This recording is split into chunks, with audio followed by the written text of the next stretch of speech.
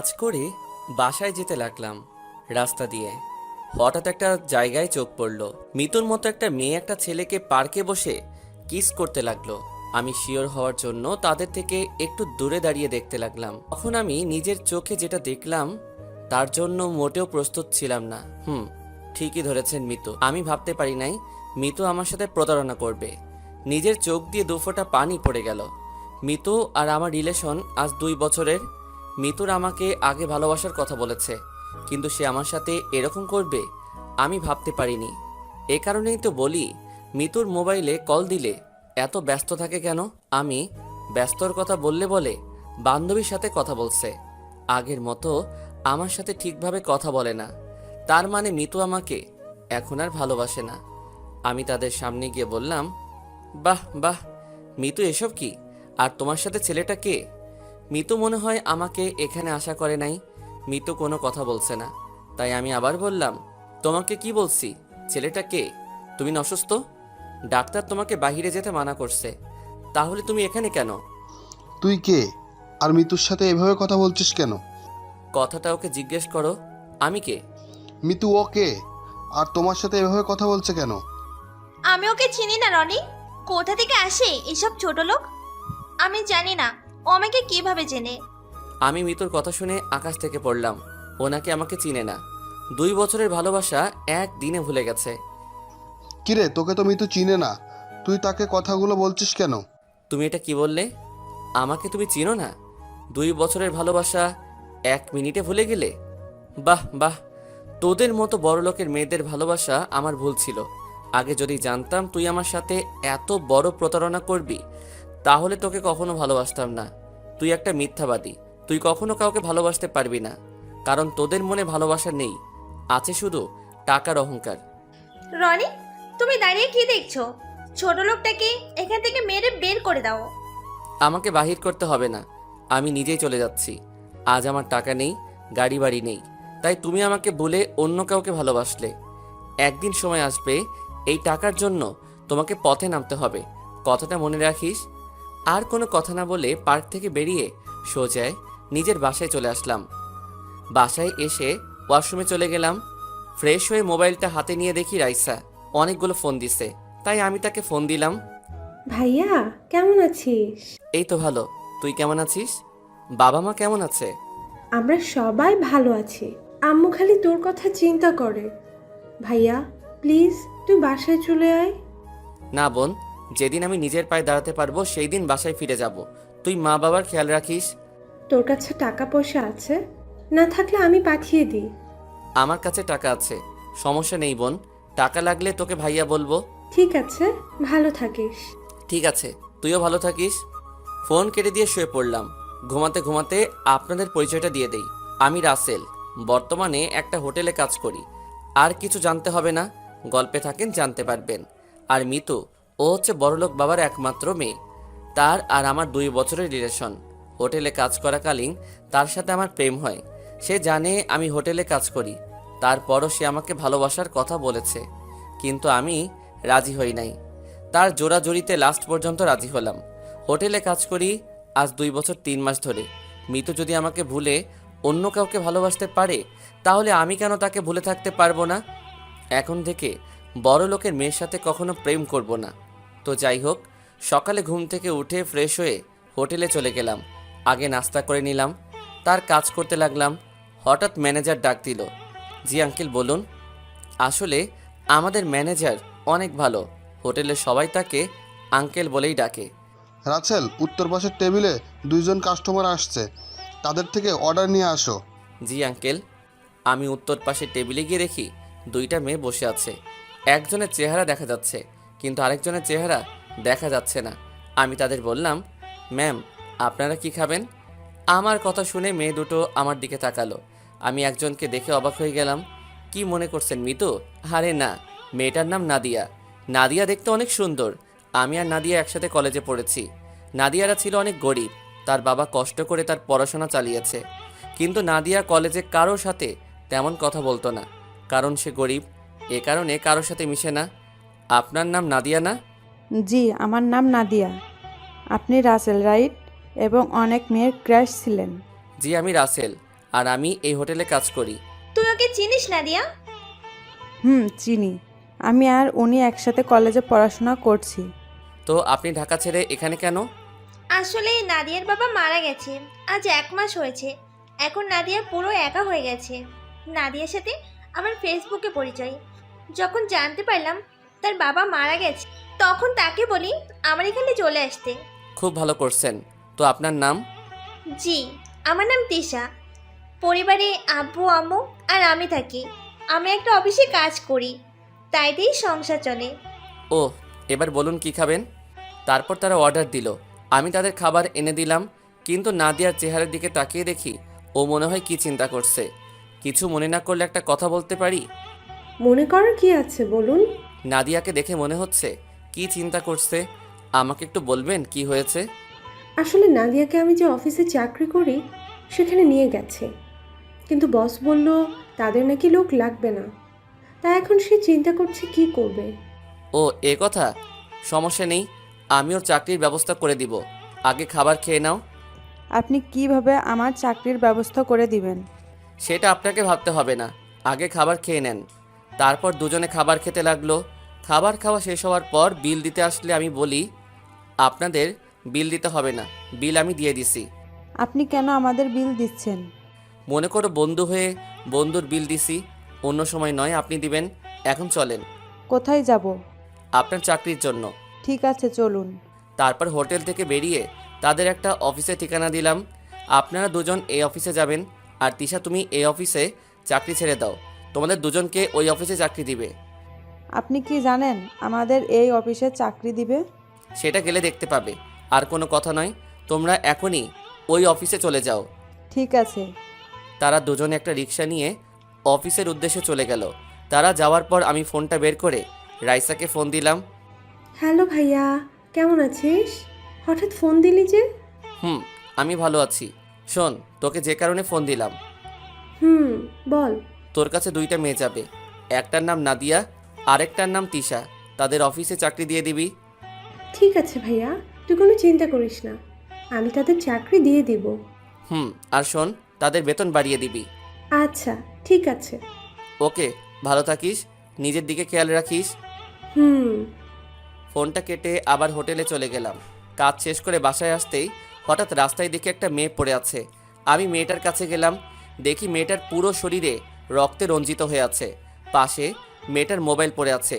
রক্তের কারণে মেয়েটার চেহারা ঠিকমতো দেখা যাচ্ছে না। আশেপাশে কোনো গাড়ি দেখতেছি না। কিছুক্ষণ পর দেখি একটা সিএনজি আসছে এইদিকে। তারপর সিএনজি দাঁড় করিয়ে মেয়েটাকে নিয়ে হাসপাতালে চলে গেলাম। ডাক্তার মেয়েটাকে ভিতরে নিয়ে গেল। আমি বাহিরে অপেক্ষা করতে লাগলাম। কিছুক্ষণ পর ডাক্তার বেরিয়ে এসে বলল, আপনি রোগীর কি হন? আমি কিছুই হই না, রাস্তায় পড়েছিল, তাই আমি তাকে হাসপাতালে নিয়ে আসলাম। ও, আপনি এখনই ও পজিটিভ রক্ত নিয়ে আসেন 2 ব্যাগ। রোগীর শরীর থেকে অনেক রক্ত বের হয়েছে। আমাদের এখানে 2 ব্যাগ আছে, আরও 2 ব্যাগ লাগবে। আপনি এখনই রক্ত ব্যবস্থা করে নিয়ে আসেন, তা না হলে রোগীকে বাঁচানো সম্ভব হবে না। ডাক্তার, আমার রক্ত ও পজিটিভ, আপনি আমার থেকে রক্ত নিন। ঠিক আছে, আপনি আমার সাথে আসুন, আগে আপনার রক্ত টেস্ট করতে হবে। ঠিক আছে, চলুন। আমি ডাক্তারের সাথে ভিতরে গেলাম। তারপর রক্ত টেস্ট করে দেখলো ঠিক আছে। তারপর 2 ব্যাগ রক্ত দিয়ে বেরিয়ে আসলাম। হঠাৎ পকেটের মোবাইলটা বেজে উঠল। আমি আমার মোবাইল বের করে দেখি আমার মোবাইলে কল আসে নাই। মেয়েটার মোবাইলে ফোন আসলো। মোবাইলের উপর তাকিয়ে দেখি আমার জান, হয়তো তার বয়ফ্রেন্ড হবে। আমি ফোনটা ধরলাম। আসসালামু আলাইকুম। ওয়ালাইকুম আসসালাম। তুমি কে? আমার মেয়ে সাদিয়া কোথায়? আসলে আপনার মেয়ে হাসপাতালে ভর্তি আছে। কি হয়েছে আমার মেয়ের? এখন কোন হাসপাতালে আছে? সেটা আমি বলতে পারবো না। আমি আপনার মেয়েকে রাস্তায় দেখি রক্তাক্ত অবস্থায় পড়ে আছে। তারপর তাকে হাসপাতালে নিয়ে আসি, আর আপনার মেয়ে এই হাসপাতালে আছে। ঠিক আছে, আমরা এক্ষুনি আসছি। বলে ফোন কেটে দিল। আমার শরীরটা কেমন দুর্বল লাগছে, তাই আমি কেস কাউন্টারে মোবাইলটা রেখে তাদের বললাম 104 নম্বর কেবিনের রোগীর বাবা আসলে তাকে ফোনটা দিয়ে দিতে। আমার কথা জিজ্ঞেস করলে বলবেন আমি বাসায় চলে গেছি। বলে আমি বাসায় চলে আসলাম। ঘড়ির দিকে তাকিয়ে দেখি রাত 2টা বেজে গেছে, তাই আর দেরি না করে শুয়ে পড়লাম। দেখতে দেখতে 1 মাস চলে গেল। নাদিয়া আর তিশা মাঝে মাঝে আমার সাথে দেখা করে। তাদের সাথে ভালো বন্ধুত্ব হয়ে গেছে। ওই মেয়েটাকে দেখতে গিয়েছিলাম পরের দিন, কিন্তু তার বাবা নাকি মেয়েটাকে নিয়ে গেছে বাসায়। সকালে ঘুম থেকে উঠে ফ্রেশ হয়ে হোটেলে আসার পর আঙ্কেল ডাক দিল। বলুন আঙ্কেল। রাসেল, আমাদের একটা বড় অর্ডার পড়েছে। এই এলাকার এমপির মেয়ের জন্মদিন, তাই আমি চাই সব কিছু তুমি দেখাশোনা করবে, কারণ তোমার থেকে বেশি কেউ বোঝে না। ঠিক আছে আঙ্কেল, আমি সব কিছু রেডি করছি। ঠিক আছে। তারপর মাল সামানা নিয়ে এমপির বাড়ি চলে গেলাম। সব কিছু ঠিক করে দিয়ে বাসায় চলে আসলাম। পরের দিন সকালে ঘুম থেকে উঠে ফ্রেশ হয়ে এমপির বাড়িতে চলে গেলাম। আপনারা হয়তো ভাবছেন কী কাজ, আসলে আমরা সবার খাবারের সব আইটেম প্যাক করব। আমি এসে দেখি তারা সবাই কাজ শুরু করে দিছে। দেখতে দেখতে সন্ধ্যা হয়ে গেছে, সব মেহমান আসতে শুরু করে দিছে, আর আমাদের খাবারের আইটেম সব রেডি হয়ে গেছে। এমপির মেয়ের জন্মদিন বলে কথা, সব বড় বড় লোক আসছে, কিন্তু আমি এখনো পর্যন্ত এমপির মেয়েকে দেখলাম না। হঠাৎ দেখি 10-12টা গাড়ি আসলো, সব মিডিয়া সামনে চলে গেল। মনে হয় বড় কোনো লোক আসছে। ঠিকই ধরেছেন, এ আর কেউ নয়, উনি কে তা পরের পর্বে জানতে পারবেন। যদি ভালোবাসা বিশেষ কিছুর উপর নির্ভর করে গড়ে ওঠে, তাহলে সেই বিশেষ কিছু হারিয়ে গেলে ভালোবাসাও হারিয়ে যায়। কিন্তু যে ভালোবাসা কোনো কিছুর উপরই নির্ভর করে না, সেটাই চিরজীবনের জন্য থেকে যায়। এটাকেই হয়তো বলে স্বার্থহীন ভালোবাসা। ভালোবাসি বাগানের ঝরে যাওয়া ফুল, ভালোবাসি মেঘলা নদীর কুল, ভালোবাসি উড়ন্ত এক ঝাঁক পাখি, আর ভালোবাসি তোমার ওই দুই নয়নে রাখি। হঠাৎ 10-15টা গাড়ি আসলো, মিডিয়া সব গেটের সামনে চলে গেল। তখন যে গাড়ি থেকে নামছে সে আর কেউ নয়, বর্তমান সিএম, এবং তার সাথে আরেকজনকে দেখে আমি অবাক হয়ে গেলাম। তাকে দেখে আমি একটু আড়ালে চলে গেলাম। আপনারা হয়তো ভাবছেন উনি কে, তাই তো? উনি আর কেউ নয়, বর্তমান মন্ত্রী মোশাররফ চৌধুরী, মানে আমার বাবা। আপনারা হয়তো বলবেন একজন মন্ত্রীর ছেলে হয়ে হোটেলে কাজ করি কেন? সবই জানতে পারবেন, গল্পে থাকেন। আব্বু সবার সাথে কথা বলে ভিতরে আসলো। তারা তাদের বসার জায়গায় গিয়ে বসলো।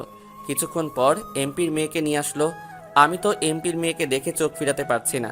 টানা টানা চোখ, ঠোঁটের পাশে একটা তিল আছে, সেটা তার সৌন্দর্যকে আরও দ্বিগুণ করে তুলছে। এক কথায় বলতে গেলে একটা পরী। তার এমপির মেয়ে সিএম এবং মাই ফাদারের সাথে পরিচয় হলো।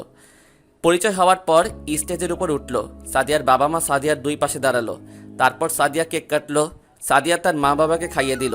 তারপর আমাদের লোক খাবার পরিবেশন করলো, মন্ত্রীর করতে লাগলো। আপনাদের বলে রাখি, আমার মুখে মাস্ক পরেছিলাম। বাবাকে দেখার পর তো যাই হোক, সবাই খাবার খেতে লাগলো।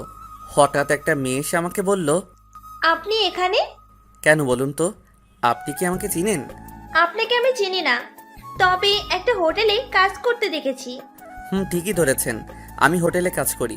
আজকে এমপির বাসায় খাবারের আয়োজন আমরা করতেছি। ওহ, আমি সাথী, এখানে কলেজে পড়ি। আর সাদিয়া আমার বান্ধবী। ও, আমি রাসেল, বর্তমানে হোটেলে কাজ করি। তারপর সাথী আরও কিছুক্ষণ কথা বলে চলে গেল। হঠাৎ আব্বুর হেঁচকি উঠল। আমি একটা মিনারেল ওয়াটার নিয়ে আব্বুকে দিলাম। আব্বু আমাকে ধন্যবাদ দিল। খাবার খাওয়া দাওয়া শেষ হওয়ার পর সবাই চলে গেল। আমরা সব কিছু গুছিয়ে গাড়িতে তুলে নিলাম। সবাই চলে গেছে। আমি কাজের টাকার জন্য অপেক্ষা করতে লাগলাম। হঠাৎ সাদিয়া আমাকে ডাক দিল। জি ম্যাম, বলুন। আপনাকে দেখলাম খাবার পরিবেশন করতে, কিন্তু কারোর সাথে তেমন কথা বলতে দেখলাম না। আপনি কি কথা কম বলেন? জি ম্যাম। আপনার নাম কি? জি, আমার নাম রাসেল, বর্তমানে একটা হোটেলে কাজ করি। ও, তো সবাই তো চলে গেছে, আপনি যান নাই কেন? ম্যাম, আমি কাজের টাকার জন্য দাঁড়িয়ে আছি। আপনার আব্বু বলল আমাকে দাঁড়াতে। ঠিক আছে, আমি আব্বুকে পাঠিয়ে দিচ্ছি। বলে সাদিয়া ভিতরে চলে গেল। সাদিয়ার কথা শুনে বুঝলাম অনেক ভালো মেয়ে। অনেক মেয়ে আছে, টাকা গাড়ি বাড়ি থাকলে অহংকারে ভরা থাকে, কিন্তু সাদিয়ার ভিতরে এগুলো নেই। নিজেই এসে আমার সাথে কথা বলছে। কিছুক্ষণ পর এমপি সাহেব বেরিয়ে আসলো। এসে আমাকে একটা 1.5 লাখ টাকার একটা চেক দিল। তখন আমি বললাম, স্যার, কাজের বিল তো 1 লাখ টাকা, আপনি আমাকে 1.5 লাখ টাকা কেন দিলেন? 50,000 টাকা তোমাদের দিচ্ছি। তোমাদের সবার কাজ এবং সবার খাবারের আইটেম অনেক ভালো হয়েছে, সবাই অনেক সুনাম করেছে, তাই 50,000 টাকা বেশি দিলাম। ঠিক আছে স্যার, আমি তাহলে আসি।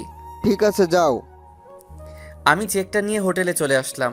এসে ম্যানেজার আঙ্কেলকে চেকটা দিলাম। তারপর কেস থেকে 50,000 টাকা আমাদেরকে বের করে দিল। আমরা লোক ছিলাম 15 জন। সবাইকে টাকা ভাগ করে দিয়ে বাসায় চলে আসলাম। রাইসার সাথে কিছুক্ষণ কথা বলে ঘুমিয়ে গেলাম। এভাবে দেখতে দেখতে আরও কিছুদিন চলে গেছে। সকালে ঘুম থেকে উঠে ফ্রেশ হয়ে হোটেলে চলে আসলাম। কাজ করতে লাগলাম। হঠাৎ দেখি এমপির মেয়ে, মানে সাদিয়া, তার কিছু বান্ধবী নিয়ে হোটেলে ঢুকতে আসে। আমি আমার এক বন্ধুকে অর্ডার নিয়ে আসার জন্য বললাম, কিন্তু বন্ধু এসে আমাকে বলল তারা নাকি আমাকে যেতে বলেছে। আমি আর দাঁড়িয়ে না থেকে তাদের সামনে গেলাম। জি ম্যাম, বলুন কি খাবেন? আপনি কোথায় ছিলেন? ম্যাম, আমি পাকঘরে ছিলাম। ও ঠিক আছে। ওই তোরা সবাই কি খাবি, অর্ডার দেই? তারপর সাদিয়ার বান্ধবীরা অর্ডার দিল, আমি তাদের খাবার এনে দিলাম। এটা কিন্তু আমার কাজ না, তারপরও এনে দিলাম, কারণ আমি সাদিয়াকে প্রথম দেখায় ভালোবেসে ফেলেছি। হাই হাই, আমি এটা কি বললাম? আমি তো বলছি বড় লোকের মেয়ের সাথে কখনো প্রেম করব না, এখন দেখি আবার বড় লোকের মেয়ের প্রেমে হাবুডুবু খাচ্ছি। তো যাই হোক, খাওয়া দাওয়া শেষ করে বিল দিয়ে সাদিয়া এবং তার বান্ধবীরা চলে গেছে। একদিন সবাই হোটেলে কাজ করতে আসে। হঠাৎ আঙ্কেল সবাইকে একসাথে হতে বলল। আমরা সবাই একসাথে হলাম। তারপর ম্যানেজার আঙ্কেল বলল, তোমরা তো জানো আমার ছেলে মেয়ে সবাই বাইরে থাকে, আমি আর তোমার আন্টি বাংলাদেশে থাকি। এখন ছেলে মেয়ে বলছে আমাদের দুজনকেও বিদেশে নিয়ে যাবে, তাই আমি এই হোটেলটা বিক্রয় করে দিব। আমি কাগজপত্র সব ঠিক করে রেখেছি, ভালো কোনো অ্যামাউন্ট পেলে বিক্রয় করব। তাই বলছি যতদিন না হোটেল বিক্রি হচ্ছে তোমরা অন্য কোথাও কাজ খুঁজে নাও। যখন আপনার ছেলেরা আপনাকে নিয়ে যেতে চায় বাহিরে, তাহলে তো আর ধরে রাখতে পারবো না। আমি একটা কথা বলি আঙ্কেল। কি কথা বলো? আমি আপনার হোটেলটা কিনতে চাই, তাহলে হোটেলের কেউ কোথাও কাজ খুঁজতে হবে না। বর্তমানে কাজ সহজে মিলে না। যার টাকা আছে তারা ঘুষ দিয়ে চাকরি নিতে পারে, আর যাদের টাকা নাই তারা রাস্তায় রাস্তায় ঘুরতে হয়। তো বলেন আঙ্কেল, কত টাকায় বিক্রি করতে চান হোটেল? তুমি টাকা কোথায় পাবে? আপনার এখানে কাজ করে যা টাকা পাই সবগুলো আমি জমা করে রেখেছি, আর আমার আগের কিছু জমানো টাকা আছে। আপনি বলুন কত টাকা হলে হোটেলটা বিক্রি করবে? আমি বাইরে অন্য কারোর কাছে বিক্রয় করলে বেশি টাকা পাবো, কিন্তু না, আমি তোমার কাছে বিক্রয় করব। আমি জানি তুমি হোটেলটা আরও বড় করতে পারবে। আমি মনে করছি 25 লাখ টাকা হলে বিক্রি করব। তুমি যেহেতু কিনতে চাও তাহলে আমি 20 লাখ টাকাই দিব। ঠিক আছে আঙ্কেল, আপনি কাগজপত্র সব ঠিক করে রাখেন, আমি কালকে এসে সব টাকা দিব। ঠিক আছে। তারপর হোটেলের সবাই আমাকে জড়িয়ে ধরে কান্না করে দিল। তারা বলল আমি যদি হোটেলটা না কিনতাম তাহলে তারা কোথায় যাবে। তাদের আমি বড় উপকার করলাম। তারপর রাতে কাজ শেষ করে বাসায় আসলাম। বাসায় এসে সব টাকা বের করলাম। সব টাকা মিলিয়ে দেখি 15 লাখ টাকার মতো আছে, বাকি আরও 5 লাখ টাকা। তারপর রাইসাকে ফোন দিলাম। ভাইয়া কেমন আছিস? আমি ভালো আছি, তুই কেমন আছিস? আমি ভালো আছি। খাবার খেয়েছিস? খেয়েছি। রাইসা, তোকে যে কারণে ফোন দিলাম, আমার কিছু টাকা লাগবে। কত লাগবে বল, আমি পাঠিয়ে দিব। বেশি না, 5 লাখ টাকা হলে চলবে। আমি তোকে পরে দিয়ে দিব। আমার টাকা লাগবে না, তুই বল কখন লাগবে টাকা। কালকে লাগবে। তুই নাদিয়ার হাতে টাকাটা দিয়ে দিস, সে আমাকে এনে দিবে। ভাইয়া তোকে দেখতে মন চাইছে, প্লিজ ভাইয়া টাকাটা আমি তোর কাছে নিয়ে আসি। তোর মুখটা দেখছি না, অনেক দিন হয়ে গেছে, তুই না করিস না। ঠিক আছে, তোকে আমি একটা ঠিকানা মেসেজ করে পাঠিয়ে দিচ্ছি, তুই কালকে ওখানে চলে আসবি। ঠিক আছে ভাইয়া। আরও কিছুক্ষণ কথা বলে ফোনটা কেটে দিলাম। আমি তোকে প্রতিদিন দেখি বোন, আমি একমাত্র তোর জন্য এখানে পড়ে আছি। তুই জানিস বোন, তোর ক্ষতি করার জন্য কত লোক পড়ে আছে। তোর এই ভাইটা সব সময় তোর পাশে আছে। আমি এখানে পড়ে আছি একমাত্র তোর জন্য। এসব কিছু ভাবতে ভাবতে ঘুমিয়ে গেলাম। রাতে রাইসাকে ঠিকানা মেসেজ করে পাঠিয়ে দিচ্ছি। সকালে ঘুম থেকে উঠে ঠিকানায় পৌঁছে গেলাম। গিয়ে দেখি রাইসা আমার আগে এসে বসে আছে। কেমন আছিস? রাইসা আমাকে দেখে দৌড়ে এসে জড়িয়ে ধরে কান্না করে দিল। আমার চোখ দিয়ে 2 ফোঁটা পানি পড়ে গেল। ভাইয়া তোকে ছাড়া কেমনে ভালো থাকি বল। যে ভাইটার সাথে সবসময় দুষ্টুমি করতাম, যে ভাইটার মুখ না দেখে আমি থাকতে পারতাম না, সে আমি কি করে ভালো থাকি। বোন, সময় হলে আবার তোদের কাছে ফিরে যাব। আগে আমি নিজের পায়ে দাঁড়িয়ে নেই, আব্বুকে দেখিয়ে দিব আমিও পারি। আমি প্রতিদিন নামাজ পড়ে আল্লাহর কাছে দোয়া করি তুই যেন নিজের পায়ে দাঁড়িয়ে সবার সামনে আসতে পারিস। এখানে 10 লাখ আছে, প্লিজ ভাইয়া বেশি টাকাগুলো ফিরিয়ে দিস না। ঠিক আছে, তুই জিজ্ঞেস করবি না টাকাগুলো কেন চাইছি। আমি জানি ভাইয়া তুই খারাপ কাজে টাকা খরচ করবি না, তাই বলার প্রয়োজন মনে করিনি। আমি টাকাগুলো নিছি এই কারণে আমি একটা হোটেল কিনছি। তারপর আঙ্কেলের কাহিনী সব খুলে বললাম। ভালো করছিস, দেখবি তুই এই হোটেল নিয়ে অনেক বড় উপরে উঠবি, আমার বিশ্বাস। তাই যেন হয় বোন, এখন তুই অফিসে চলে যা। আর একটু থাকি না ভাইয়া? না বোন, পরে আবার তোকে ডাকবো ভাইয়া। আর বাবা মা কেমন আছে? বাবা তো সারাদিন বাইরে থাকে, আমার সাথেও তেমন কথা বলে না। আম্মু তো বাসায় একা একা মনমরা হয়ে বসে থাকে। আমি তো অফিসে থাকি, অফিস শেষ করে বাসায় গিয়ে আম্মাকে কিছুক্ষণ সময় দিই। ও ঠিক আছে, তুই এখন চলে যা, আমি এখন হোটেলে যেতে হবে। ঠিক আছে ভাইয়া, নিজের শরীরের যত্ন নিস। রাইসা গাড়ি নিয়ে চলে গেল। আমি দাঁড়িয়ে না থেকে হোটেলে চলে আসলাম। হোটেলে এসে আঙ্কেলকে টাকা দিয়ে সব কাগজপত্র বুঝিয়ে নিলাম। এখন আমি নিজের মতো করে হোটেল চালাতে লাগলাম। আস্তে আস্তে আমার হোটেল নাম করা হয়ে গেছে, সবাই এখন এক নামে চিনে, মা বাবার দেওয়া হোটেল অ্যান্ড রেস্টুরেন্ট। আমার হোটেল এখন বাইরের লোক এসে খাবার খায়। এই হোটেল ওপরে ওঠাতে আমার 6 মাস চলে গেছে। এই 6 মাসের ভিতরে সাদিয়া অনেকবার এসেছে আমার হোটেলে এসে আমার দিকে কেমন করে যেন তাকিয়ে থাকে। আসল কথা বলতে, সাদিয়ার এই তাকানো দেখে আমি তার প্রেমে পড়ে গেছি। সাদিয়াকে দেখে মনে হচ্ছে সেও আমাকে ভালোবাসে। তাকাবে না কেন? এককালে কলেজে সব মেয়ের ক্রাশ ছিলাম। আসলে বাস্তবে আমি অনেক কালো একটা ছেলে। কোনো মেয়ে আমার প্রেমে ভুলেও পড়বে না। দেখতে দেখতে 1 বছর চলে গেছে। এখন আমার বাড়ি গাড়ি সব কিছু আছে। আমি এখন নিজের পায়ে দাঁড়াতে পেরেছি। এখন আমার আব্বু বলতে পারবে না তুই জীবনে কিছু করতে পারবি না। এখন ভাবছি সাদিয়াকে প্রপোজ করব। দেরি না করলে হয়তো অন্য কেউ নিয়ে যাবে। এই 1 বছরে সাদিয়ার সাথে ভালো বন্ধুত্ব হয়ে গেছে।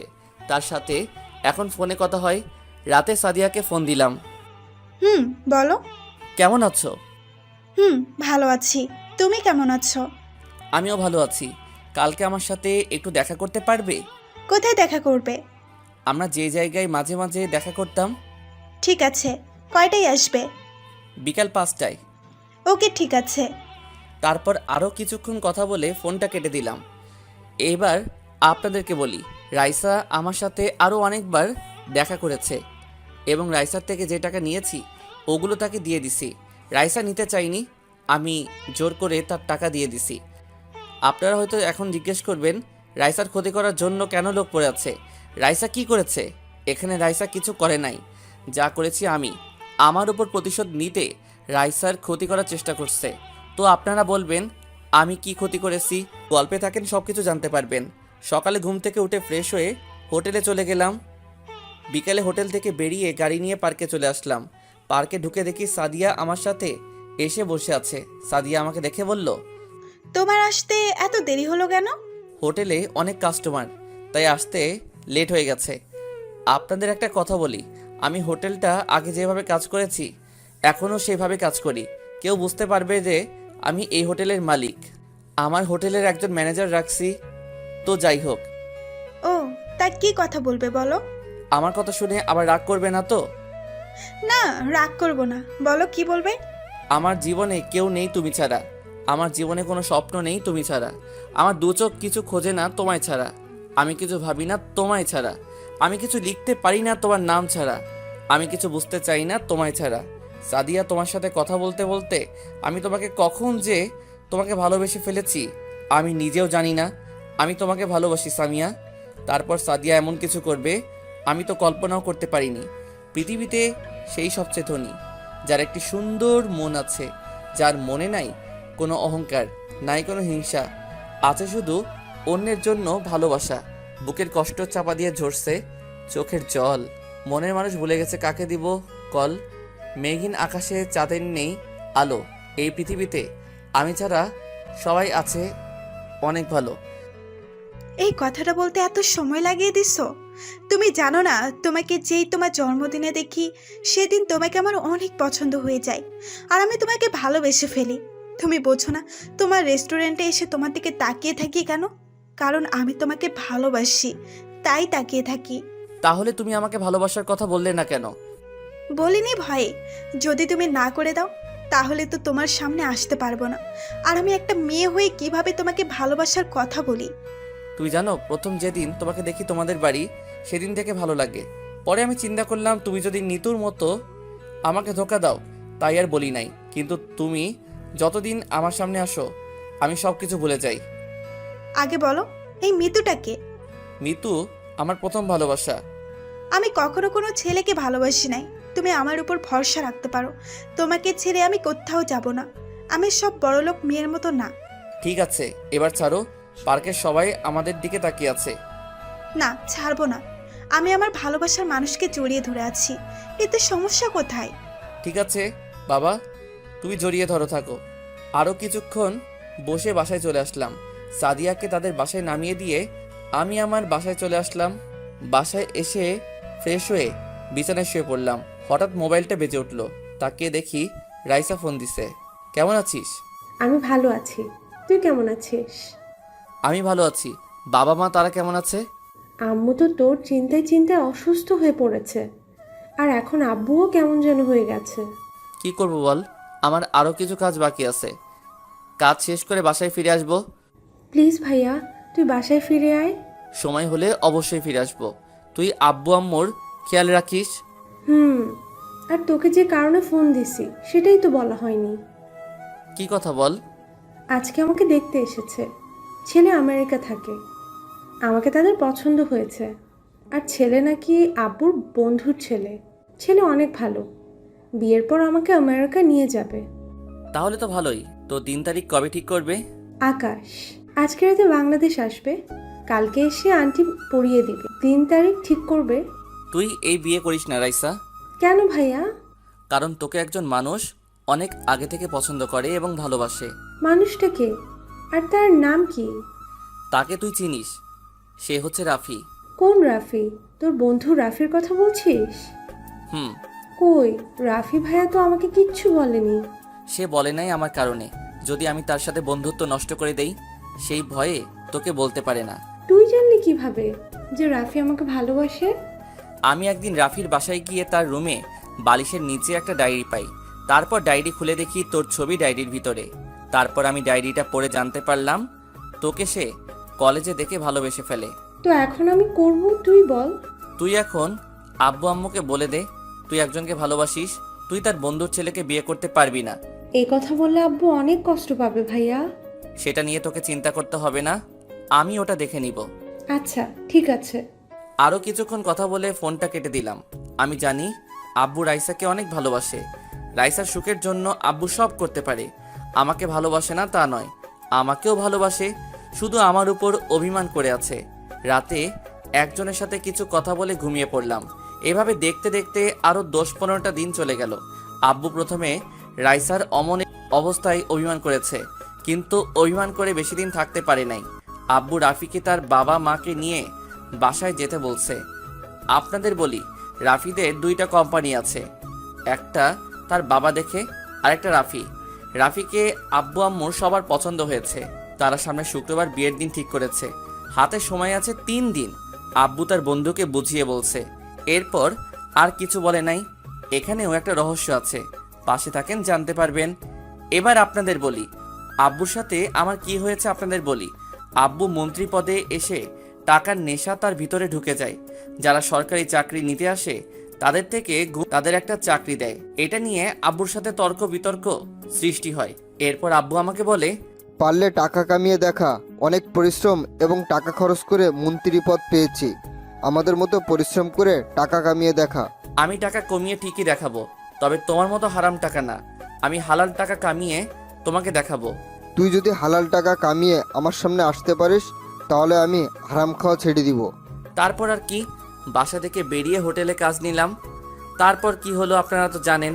পরের দিন সকালে উঠে আর রেস্টুরেন্টে যাইনি, কারণ আমি বাড়িতে যাব। রাইসা সোজা বলে দিছে আমি যদি না যাই তাহলে সে বিয়ে করবে না। সাদিয়া এবং আমার ভালোবাসা আগের মতোই চলছে, তবে মাঝে মাঝে সাদিয়াকে ফোন দিয়েলে ব্যস্ত থাকে। আমি তাকে বলে সে বলে নানি ফুপা ফুপি তাদের অনেক আত্মীয় স্বজনের সাথে কথা বলে, তাই আমি আর কিছু বলি না। পরের দিন সাদিয়াকে ফোন দিয়ে বললাম আমার সাথে মার্কেটে যাওয়ার জন্য, কিন্তু সে বলল তার নাকি বাসায় মেহমান আসবে। আমি বাসা থেকে বেরিয়ে গাড়ি নিয়ে মার্কেটে চলে গেলাম। গাড়ি পার্কিং করে যেই না গাড়ি থেকে নেমে মার্কেটের ভিতরে ঢুকবো, হঠাৎ একটা জায়গায় চোখ আটকে গেল। দেখি সাদিয়া একটা ছেলের সাথে দাঁড়িয়ে কথা বলছে, আর যেই ছেলেটাকে দেখলাম তাকে দেখে আরো অবাক হলাম। ও দেশে আসলো কবে? আর সাদিয়ার সাথে ওর সম্পর্ক, আমাকে সব কিছু জানতে হবে। আমি মার্কেটের ভিতরে ঢুকে সবার জন্য কেনাকাটা করে বাইরে এসে দেখি সাদিয়া আর ওই ছেলেটা নেই। আমি গাড়ি নিয়ে সোজা বাসায় চলে আসলাম। বাসায় এসে একজনকে ফোন দিলাম। হ্যালো, বল। নাদিম দেশে কবে আসলো? আর তোরা আমাকে বলিস নাই কেন? আমি তো তাকে কিছুক্ষণ আগে দেখলাম এমপির মেয়ের সাথে গাড়িতে করে কোথায় যেন যাচ্ছে। শোন, নাদিমের উপর ভালো করে নজর রাখবি। সে কোথায় যাবে, কি করে, সব কিছু আমাকে বলবি। আর এমপির মেয়ের সাথে নাদিমের কি সম্পর্ক তা আমাকে জানাবি। ওকে, সমস্যা নেই। রাইসা এবং আমাদের পরিবারের চারপাশে নজরে রাখিস। বাহিরের কোনো লোকজন যেন ভিতরে না যেতে পারে। ওটা নিয়ে তোকে চিন্তা করতে হবে না। আমি আরও লোক বাড়িয়ে নিছি। যে লোকগুলো নিছি সবগুলো বডি বিল্ডার। নাদিমের লোক তাদের দেখলে ভয়ে জায়গায় প্রসব করে দিবে। ঠিক আছে, আমি এখন বাড়ি যাব। তোরা ওই দিকে খেয়াল রাখিস। আচ্ছা ঠিক আছে। ফোন কেটে দিয়ে সাদিয়াকে ফোন দিলাম। 2-3 বার দেওয়ার পর ফোন ধরলো। বলো। কোথায় তুমি? হঠাৎ এই কথা? তুমি তো জানো আমি পাশে আছি। ও, আমার মনে ছিল না। তা মেহমান কি চলে এসেছে? গেস্ট রুমে বসে আব্বু আমার সাথে গল্প করছে। আচ্ছা, তোমাকে যেটার জন্য ফোন দিচ্ছি, আমি আমার এক বন্ধুর বোনের বিয়েতে যাব। তুমি কি আমার সাথে যাবে? তুমি যাও, আমার এসব বিয়ে বাড়িতে যেতে মনে কয় না। মানুষের চেঁচামেচি আমার ভালো লাগে না। ঠিক আছে, তাহলে আমি গেলাম। রাতে ফোনে কথা হবে। ওকে, যাও। আল্লাহ হাফেজ। আল্লাহ হাফেজ। আমি ফোন কেটে দিয়ে মনে মনে বললাম, তুমি কেন যাবে না তা আমার ভালো করে জানা আছে। আর তুমি আমাকে ভালোবাসো না, আমার সাথে প্রেমের অভিনয় করছো। কারণ নাদিমের সাথে তোমাকে দেখে আমি বুঝতে পেরেছি। দেখি সাদিয়া, তুমি আমার সাথে কত নাটক করতে পারো। তুমি এখনও এই রাসেলকে চিনো না।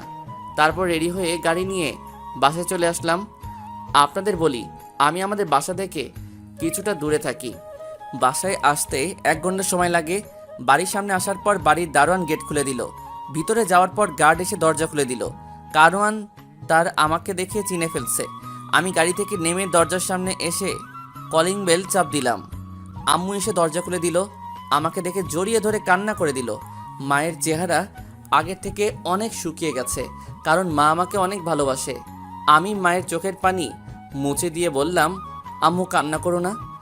তুই আমাদের ছেড়ে কিভাবে থাকলি? তোর একবারও কে মায়ের কথা মনে পড়ে নাই? তুই জানিস না তোকে আমি কত ভালোবাসি? আম্মু, তোমাকে প্রতিদিন মনে পড়ে। আব্বুর কথা রাখতে আমি বাড়ি থেকে বের হয়ে গেছি। আজ আমি বাবার কথা রাখতে পেরেছি। এখন আমি নিজের পায়ে দাঁড়িয়ে আছি। আমি হালাল টাকা কামিয়ে আজ আমি টাকা পয়সার মালিক হয়েছি। ঠিক আছে, এখন ভিতরে আয়। চলো। আব্বু কোথায়? তোর আব্বু একটা জনসভায় গেছে, কিছুক্ষণের মধ্যেই চলে আসবে। ওহো, আমার কলিজা কোথায়? ওর রুমে আছে, যা গিয়ে দেখা করে দুজনে ফ্রেশ হয়ে নিচে আয়। আমি টেবিলে খাবার দিচ্ছি। ঠিক আছে আম্মু। বলে আমি রাইসার রুমে চলে আসলাম। এসে দেখি বোন আমার রাফির সাথে মোবাইলে হেসে হেসে কথা বলছে। বাহ বাহ, বিয়ে না হতেই এত কথা। না জানি বিয়ের পর কি করবি। আমাকে তার রুমে দেখে ফোনটা কেটে দৌড়ে এসে জড়িয়ে ধরে কান্না করে দিল। এই পাগলি, কান্না করিস কেন? তুই আসবি, আমাকে বললি না কেন? বলে দিলে তো আর সারপ্রাইজ দিতে পারতাম না। আমি অনেক খুশি হয়েছি ভাইয়া, তুই আবার ফিরে এসেছিস। ঠিক আছে, এখন ফ্রেশ হয়ে নাও, দুজনে একসাথে খাবার খাবো। ঠিক আছে ভাইয়া, আমি এখনই ফ্রেশ হয়ে আসছি। রাইসা ফ্রেশ হতে চলে গেল। আমি আমার রুমে চলে আসলাম। রুমটা কি সুন্দর করে সাজিয়ে রেখেছে। আমি ওয়াশরুমে ঢুকে ফ্রেশ হয়ে নিচে চলে আসলাম। কিছুক্ষণ পর রাইসা এসে আমার পাশে বসলো। আব্বু বলল সে নাকি আমাকে নিজের হাতে খাইয়ে দিবে। রাইসা বলল তাকেও খাইয়ে দিতে। আম্মু রাইসাকে আর আমাকে খাইয়ে দিল। খাবার খেয়ে রুমে চলে আসলাম। আপনাদের একটা কথা বলি, রাইসা জানে না আমি যে মন্ত্রীর ছেলে। রুমে এসে একজনকে ফোন দিলাম। তারপর সে যেটা বলল আমি তো অবাক হয়ে গেলাম। তার মানে সাদিয়া আমার ব্যাপারে সব কিছু জানে। তাহলে চলুন ওপাশ থেকে কি বলেছে। কোনো খবর পেয়েছিস? আমি তোকে ফোন দিতে মোবাইল হাতে নিছি, এখন দেখি তুই ফোন দিলি কেন? নাদিমের সাথে এমপির মেয়ে সাদিয়ার সব খবর জেনে গেছি। কি জানিস বল। সাদিয়া হচ্ছে নাদিমের মামাতো বোন। সাদিয়া বিদেশ থেকে পড়াশুনো করে দেশে এসেছে। আর কি জানিস? আমাদের লোক তাদের পিছনে লাগিয়েছি। কিছুক্ষণ আগে ওরা আমাকে সব বলল। সাদিয়া তোর সাথে প্রেমের অভিনয় করছে। সব কিছু নাদিমের প্ল্যান, যাতে তোকে মারতে সুবিধা হয়। আর সাদিয়া এটাও জানে তুই মন্ত্রীর ছেলে। ওরা কিভাবে জানলো? আমাকে সাদিয়া মারার জন্য প্রেমের অভিনয় করছে। নাদিম আর সাদিয়া একটা রেস্টুরেন্টে খাবার খেতে খেতে এইসব বলছে। আমাদের লোক সব শুনে আমার কাছে বলছে, আচ্ছা, তোদের মধ্যে মামাতো ভাই বোন ছাড়া অন্য কোনো প্রাণী আছে? সেরকম কিছু জানতে পেরেছে? এমন কিছু জানতে পারে নাই। ও, আমার মনে হয় সাদিয়া যদি সত্যিটা জানতো তাহলে নাদিমের কথায় কখনো রাজি হতো না। ওপাশে কে কথা বলছে তা আর গোপন রাখবো না। ও আর কেউ নাই, আমার বন্ধু এনামুল। তার একটা গ্রুপ আছে আর তার নাম শুনলে এলাকার মানুষ ভয় পায়। আমি আর এনামুল একসাথে কলেজে পড়ছি। কলেজে পড়া অবস্থায় এনামুল এই গ্রুপ তৈরি করে। এনামুল কোনো খারাপ কাজ করে না, সে সবসময় মানুষের বিপদে এগিয়ে আসে। বলতে গেলে এনামুল, রাফি আর আমি বেস্ট ফ্রেন্ড। তো যাই হোক, তো এখন কি করব বল? এখন কিছু করা যাবে না, আগে রাইসার বিয়েটা শেষ হোক, তারপর যা করার করব। তোরা নাদিম আর সাদিয়াকে চোখ মেরে রাখবি, তারা কখন কোথায় যায় কি করে সব কিছু আমাকে জানাবি। আচ্ছা ঠিক আছে। আরও কিছুক্ষণ কথা বলে কেটে দিলাম। ফোনটা কেটে দরজার সামনে তাকিয়ে দেখি আব্বু দাঁড়িয়ে আছে। আব্বু কি এনামুল আর আমার কথা শুনে ফেলেছে? মনে মনে বললাম, আব্বু কেমন আছো? আমি ভালো আছি, তুই কেমন আছিস? আমিও ভালো আছি। আর আমি তোমার কথা রেখেছি, আমি এখন হালাল টাকা উপার্জন করি। দেশের টাকা দিলে এখন আমার সব কিছু আছে। ভালো। তা এখন কি করিস? মা বাবার দোয়া হোটেল অ্যান্ড রেস্টুরেন্ট, এদের নাম শুনেছো? শুনেছি রেস্টুরেন্টটা বাংলাদেশের একটা বিখ্যাত হোটেল। ওটাই বাইরে থেকে মানুষ এসে খাবার খায়। ঠিকই শুনেছো, ওটার মালিক আমি। ও, আর কিছু না বলে আব্বু চলে গেল।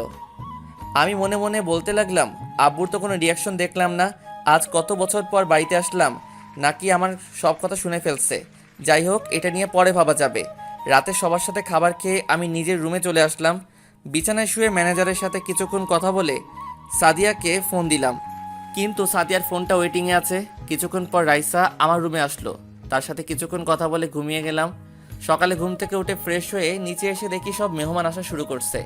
রাতে গায়ে হলুদের অনুষ্ঠান শেষ করে রুমে চলে আসলাম, কিন্তু অবাক করার বিষয় হলো সাদিয়া আমাকে একটা ফোনও দিল না। আমি দেখবো সাদিয়া তুমি আমার কি করতে পারো। তুমি এখনো এই রাসেলকে চিনতে ভুল করছো। পরের দিন ধুমধাম করে রাইসার বিয়ে হয়ে গেল। রাইসা যাওয়ার সময় আমাকে ধরে অনেক কান্না করছে। বাসাটা কেমন ফাঁকা হয়ে গেছে। এভাবে দেখতে দেখতে 5 দিন চলে গেল। সাদিয়ার সাথে এখনো কথা হয় নাই। তাকে ফোন দিছে অনেকবার, কিন্তু ফোন বন্ধ। এনামুল বলছে নাদিয়াকে কিছুদিন ধরে দেখছি না। নাদিম মাঝে মাঝে এমপির বাসায় আসে। রাইসাকে বিয়ের পরের দিন আমাদের বাসায় নিয়ে এসেছি। গতকাল রাইসা আর রাফি চলে গেল। এখন সেই অফিস নাদিয়া আর তিশা দেখাশোনা করে। নাদিয়া আর তিশাকে একটা ফ্ল্যাট বাড়ি আর অফিসে যাওয়া আসার জন্য একটি গাড়ি দেওয়া হয়েছিল। বিছানায় শুয়ে শুয়ে মোবাইল টিপতে লাগলাম। হঠাৎ একটা আননোন নাম্বার থেকে আমি ফোনটা ধরে বললাম, হ্যালো, কে বলছেন? আমি সাদিয়া। তুমি কেমন আছো? তোমাকে ছাড়া কি করে ভালো থাকি বলো? তুমি এতদিন কোথায় ছিলে? আর তোমার মোবাইল বন্ধ কেন? আমি মামার বাসায় এসেছি আর মোবাইল বাড়িতে ফুলে রেখে এসেছি। তার মানে সাদিয়া নাদিমদের বাসায়। এ কারণে তো এনামুল বলল সাদিয়াকে কিছুদিন ধরে দেখে না। মনে মনে বললাম, তাদের কারো মোবাইল থেকে ফোন দেয়া যায় না।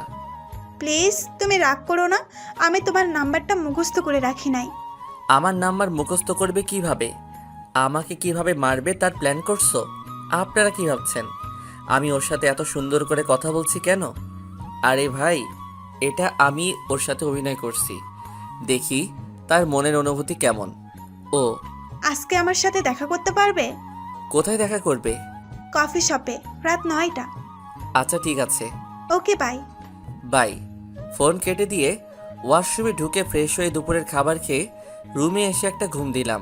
বিকালে ঘুম থেকে উঠে মা বাবাকে বলে গাড়ি নিয়ে রেস্টুরেন্টে চলে আসলাম।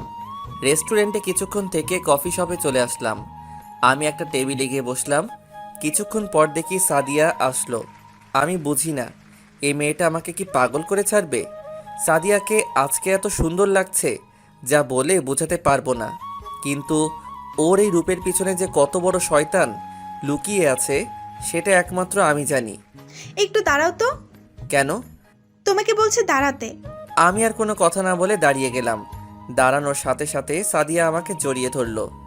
এই, তুমি কি করছো? সবাই তাকিয়ে আছে। দেখলে দেখুক, আমার কিছু যায় আসে না। কতদিন পর তোমার সাথে দেখা, তাই তোমাকে জড়িয়ে ধরলাম। ঠিক আছে, এবার ছাড়ো। হুম। সাদিয়া আমাকে ছেড়ে দিয়ে একটা চেয়ার টেনে বসলো। দুজনে কফি খেতে খেতে কথা বলছি। কফি খাওয়া শেষ করে বাহিরে আসার পর সাদিয়া বলল, আমাকে একটু বাসায় নামিয়ে দিয়ে আসো, আজকে আমি গাড়ি নিয়ে আসি নাই। ঠিক আছে আসো। তারপর দুজনে গাড়িতে উঠে যেতে লাগলাম। সাদিয়া আমার ঘাড়ে মাথা দিয়ে রাখলো। সাদিয়ার দিকে তাকালে বোঝা যায় সে কিছু জানে না। গাড়ি চালাতে চালাতে হঠাৎ দেখি 2-3টা গাছের গুঁড়ি রাস্তার মাঝখানে পড়ে আছে। আমি সাদিয়ার দিকে তাকিয়ে দেখি ঘুমিয়ে পড়েছে। আমি তাকে সিটে সুন্দর করে রেখে একটা মুচকি হাসি দিয়ে গাড়ি থেকে বের হয়ে আসলাম। গাড়ি থেকে নামার সাথে সাথে আমার চারপাশে কিছু ছেলে ঘেরাও করে ফেলছে। তাদের হাতের দিকে তাকিয়ে দেখি লাঠি, ছুরি আরও ইত্যাদি সামগ্রী। তোরা আমাকে এভাবে ঘেরাও করছিস কেন? আমি বলছি তাই। ওহ তুই? আমি তোকে আর তোর বোনকে মারতে আমি অনেক লোক পাঠিয়েছি, কিন্তু তারা কিছু করতে পারে না। তোদের মারতে গিয়ে আমার অনেক লোক মার খেয়েছে। তুই এখন আমাকে মারবি? সেটা তুই কখনো পারবি না, কারণ তুই এই রাসেলকে এখনো চিনতে পারিস নাই। আমার কোনো দোষ নেই, তারপর তুই আমাকে মারতে আসলি। তোর কারণে আমার একমাত্র বোন গলায় দড়ি মরেছে, তারপর তুই বলছিস তোর কোনো দোষ নেই। আমি তো তোর বোনকে গলায় দড়ি দিতে বলি নাই। আমি তাকে শুধু বলছি ওকে আমি ভালোবাসতে পারবো না। তুই আমার বোনকে ভালোবাসিস নাই কেন? ওর কোন দিক দিয়ে কম ছিল? চেহারায়, গাড়ি বাড়ি সব কিছুই তো ছিল। তোর বোনকে আমি ভালোবাসি নাই এই কারণে যে তোর বোন ছিল একটা অহংকারী মেয়ে। তোর বোন গরিবকে মানুষ মনে করতো না, তাদের উপর অন্যায় অত্যাচার করত। এই কারণে তুই অনেক বড় ভুল করে ফেলেছিস। এখন তোকে মেরে আমার বোনের হত্যাকারীর প্রতিশোধ নিব। সেটা তুই কখনো পারবি না। ও মা, তাই নাকি? তাই জানো। আমার হাতে এটা কি দেখছিস? তোর কারণে আমার মামাতো বোন রিয়া গলায় দড়ি দিছে, তোকে আমি বাঁচিয়ে রেখি কিভাবে? এবার আমি বলি, তুমি শোনো। আমি জানি সাদিয়া তুমি আমাকে ভালোবাসো নাই, আর তুমি এটাও জানো আমি একজন মন্ত্রীর ছেলে। আমাকে মারার জন্য তুমি আমার সাথে প্রেমের অভিনয় করছো। ঠিকই ধরেছিস, আমি কখনো তোকে ভালোবাসি নাই। আমি বিদেশ থেকে পড়াশোনা শেষ করে বাড়িতে আসার পর নাদিম আমাকে সব কিছু খুলে বলেছে। তারপর আমি তোকে মারার প্ল্যান করি। আমার জন্মদিনে তোকে দেখে আমি তো অবাক হয়ে গেলাম। তারপর তোর সাথে নিজেই গিয়ে কথা বললাম। তোর রেস্টুরেন্টে গিয়ে তোর দিকে তাকিয়ে থাকতাম যেন তুই বুঝতে পারিস আমি তোকে পছন্দ করি। পরে তুই নিজেই এসে আমাকে ভালোবাসার কথা বলছিস। তোকে মারার জন্য অনেক প্ল্যান করছি, কিন্তু কোনো কাজ হয় নাই। তারপর নাদিমকে ফোন দিয়ে দেশে আসতে বললাম। তোকে চিনতে পেরেছি। নাদিম আমাকে তোর একটা ছবি পাঠিয়েছে। তোর বোনকে মারতে চেয়েছি, কিন্তু তোর বোনের চারপাশে তুই লোক লাগিয়ে রেখেছিস, তাই তাকে কিছু করতে পারি নাই। এখন তোকে মারবো, তারপর রিয়ার আত্মা শান্তি পাবে। বলে আমাকে গুলি করে দিল। আমি তাকিয়ে দেখি নাদিম আমাকে গুলি করছে। সাদিয়া দাঁড়িয়ে দাঁড়িয়ে হাসতে আছে। কিন্তু অবাক করার বিষয় হলো এনামুল আর তার লোকের কি হলো? তাদের তো আমি গাড়িতে থাকতে লোকেশন দিয়ে দিছি। আমি মাটিতে পড়ে গেলাম। মা, বাবা, রাইসার চেহারা চোখের সামনে ভাসতে লাগলো। আর বুঝি তাদের দেখব না। আস্তে আস্তে চোখ বন্ধ হয়ে গেল।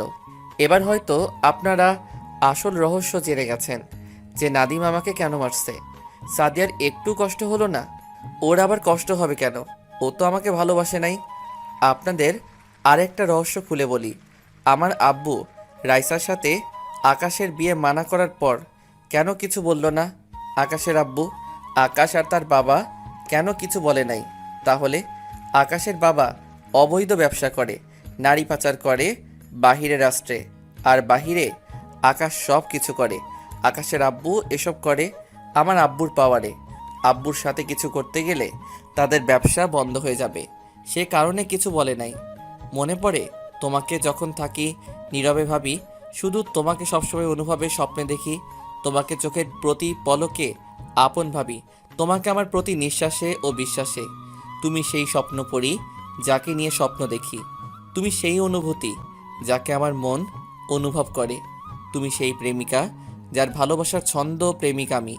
চোখ খুলে দেখি আমার পাশে একজন মায়ের বয়সী মহিলা বসে আছে। চারপাশে তাকিয়ে দেখি আমি একটা হাসপাতালের কেবিনে আছি। আমাকে চোখ খুলতে দেখে মহিলাটি আমাকে জড়িয়ে ধরে কান্না করে দিল আর বলতে লাগলো, বাবা রাসেল, তোর জ্ঞান ফিরেছে? আজকে 3 দিন পর তোর জ্ঞান ফিরেছে। আপনি কে? আমি তো আপনাকে চিনতে পারছি না। কি বলছিস তুই? আমি তোর মা। আমি আপনাকে চিনতে পারছি না। মহিলাটি ডাক্তারকে ডাকতে শুরু করলো। কিছুক্ষণ পর একজন ডাক্তার কেবিনে আসলো। দেখেন ডাক্তার, আমার ছেলে আমাকে চিনতে পারছে না। দেখি, আপনি একটু সরুন, আমি দেখছি। ডাক্তার আমাকে ভালো করে দেখে বলল, যেটা ভেবেছিলাম সেটাই হয়েছে। আপনার ছেলে স্মৃতিশক্তি হারিয়ে ফেলেছে। তাকে গুলি করার পর মাথায় আঘাত করা হয়েছে, তাই আপনার ছেলে অতীতের সব কিছু মনে করতে পারছে না। কি বলছেন ডাক্তার? আমার ছেলে কি ভালো হবে না? সেটা বলতে পারছি না, আল্লাহ চাইলে ভালো করতে পারেন। তবে একটা কথা শুনে রাখবেন, ওকে কখনো উত্তেজিত করবেন না, তাহলে মাথায় সমস্যা হতে পারে। ঠিক আছে ডাক্তার, আল্লাহ আমার ছেলেকে বাঁচিয়ে রাখছে, এটাই অনেক। আমি ওর আব্বুকে ফোন দিয়ে আসতে বলছি। তারপর আম্মু আব্বুকে ফোন দিয়ে হাসপাতালে আসতে বলল। হঠাৎ একটা মেয়ে এসে আমাকে জড়িয়ে ধরে কান্না করে দিল।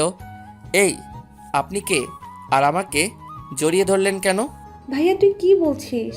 আমি তোর বোন রাইসা। আমি তো আপনাকে চিনতে পারছি না। আম্মু, ভাইয়ার কি হয়েছে? ও আমার সাথে এভাবে কথা বলছে কেন? তারপর আম্মু রাইসাকে সব কিছু খুলে বলল। আমি আপনাদের কাউকে চিনতে পারছি না। রাইসা আর আম্মু কান্না করছে। কিছুক্ষণ পর দেখি একজন বাবার বয়সী লোক কেবিনের ভিতরে আসলো। ভিতরে ঢুকে আমার পাশে বসে বলল, কেমন আছিস রাসেল? আমি ভালো আছি। আপনি কে? আমি তোর বাবা, তুই কি আমাকে চিনতে পারছিস না? আমি কাউকে চিনতে পারছি না। আম্মু আব্বুকে সব কিছু খুলে বলল। 5 দিন পর আমাকে তাদের বাসায় নিয়ে গেল। আমাকে একটা রুমে নিয়ে গেল। রুমের ভিতরে ঢুকে দেখি চারপাশে আমার ছবি দিয়ে ভরা। আচ্ছা, ওই ছেলেটাকে দেখতে একেবারে আমার ওটা তুই বাবা। তোর স্মৃতিশক্তি হারিয়ে গেছে, তাই তুই কাউকে চিনতে পারিস নাই। তুই আস্তে আস্তে সব অতীত মনে করতে থাক, দেখবি সব কিছু মনে পড়বে। আমি অতীত মনে করতে লাগলাম, কিন্তু আমার কিছুই মনে পড়ছে না। হঠাৎ মাথা ব্যথা শুরু হয়ে গেল। আমি বিছানায় বসে পড়লাম। আমি কিছুই মনে করতে পারছি না। আমার মাথা প্রচুর ব্যথা করছে। ভাইয়া তোর কিছুই মনে করতে হবে না, তুই এখন রেস্ট নে। তারা আর কোনো কথা না বলে রুম থেকে বেরিয়ে গেল। আমি বিছানায় শুয়ে পড়লাম। দেখতে দেখতে 1 মাস চলে গেল। আমি এখন পুরো সুস্থ, কিন্তু আমি অতীত মনে করতে পারছি না। আম্মুকে বলে বাহিরে একটু ঘুরতে আসলাম। আম্মু বলল গাড়ি নিয়ে যেতে, কিন্তু আমি মানা করছি। আমি বাসা থেকে বেরিয়ে আসতে কিছু গার্ড আমার পিছনে আসতে লাগলো। আমি তাদের পিছনে আসতে মানা করছি। রাইসা তার স্বামীর বাড়ি চলে গেছে। আব্বুকে মাঝে মাঝে দেখি মন খারাপ করে বসে থাকে। আমি হাঁটতে হাঁটতে একটা পার্কে গেলাম। পার্কের ভিতরে ঢুকে দেখি সব জোড়া জোড়া বসে আছে। হঠাৎ একটা ছেলে আমার সামনে এসে বলল, রাসেল, তুই কেমন আছিস? আপনি কে? আপনাকে তো চিনতে পারছি না। আমি জানি তুই আমার উপর রেগে আছিস। শোন, আমি ওই দিন 15-20 জন পোলাপাই নিয়ে তোর লোকেশন অনুযায়ী আসতেছিলাম। হঠাৎ মাঝ রাস্তায় বড় একটা ট্রাক এসে আমাদের গাড়ির সাথে মেরে দেয়। এতে কজন ওখানে মারা যায় আর সবাই আহত হয়। আমি মাথায় প্রচুর ব্যথা পাই। তারপর আশেপাশের লোকজন এসে আমাদের হাসপাতালে নিয়ে যায়। কিছুদিন আগে হাসপাতাল থেকে বাসায় এসেছি। তোকে অনেক ফোন দিছি, কিন্তু তোর ফোন বন্ধ। বাসায় ভালো লাগছে না, তাই পার্কে আসলাম। এসে তোর সাথে দেখা। তোর উপর আমার রাগ ছিল অনেক, কিন্তু এখন আর রাগ নেই। আমি জানি এটা নাদিমের প্ল্যান। এখন আমাদের নাদিমকে ধরতে হবে। আর তোকে একটা কথা বলি, তুই কাউকে বলবি না। কি কথা বল? আমার বাসার সবাই জানে আমার স্মৃতিশক্তি হারিয়ে গেছে। আসলে আমার কিছুই হয় নাই, আমার সব কিছু মনে আছে।